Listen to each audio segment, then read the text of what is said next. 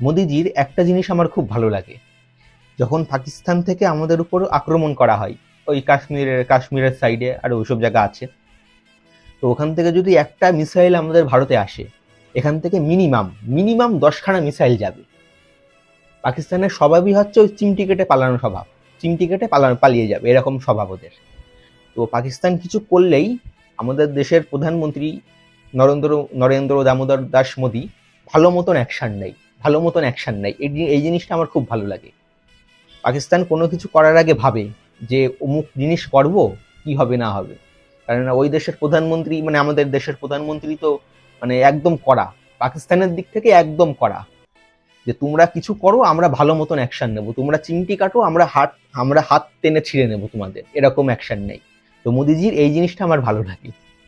একদম কড়া, পাকিস্তানের একদম কড়া, একদম কড়া। এই জিনিসটা আমার খুব ভালো লাগে নরেন্দ্র মোদীর। পাকিস্তান একটা ভয়ে থাকে যে আমরা এরকম করব কি না করব। এই জিনিসটা আমার ভালো লাগে, যেটা সুনাম করার সেটা করতেই হবে। এইসবের দিক থেকে আমাদের বর্ডারের বাইরে যে সমস্ত দেশ, সেই সমস্ত দেশে একদম কড়া। আমাদের প্রতিবেশী দেশ পাকিস্তানের এইসবে মানে যারা শত্রু দেশ, একদম কড়া, একদম কড়াভাবে উত্তর দেয়। তো এই জিনিসটা খুবই ভালো লাগে শ্রী প্রধানমন্ত্রী নরেন্দ্র মোদীর। একদম কড়া, একদমই কড়া ভাষায় উত্তর দেয়।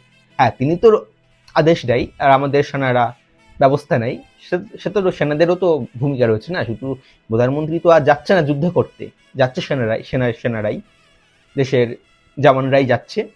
সেটা তো তাদের উপরে তো গর্বই, কিন্তু যে অনুমতি দেয়, একদম কড়াভাবে উত্তর দেওয়ার অনুমতি দেয়। এই জিনিসটা আমার খুব ভালো লাগে।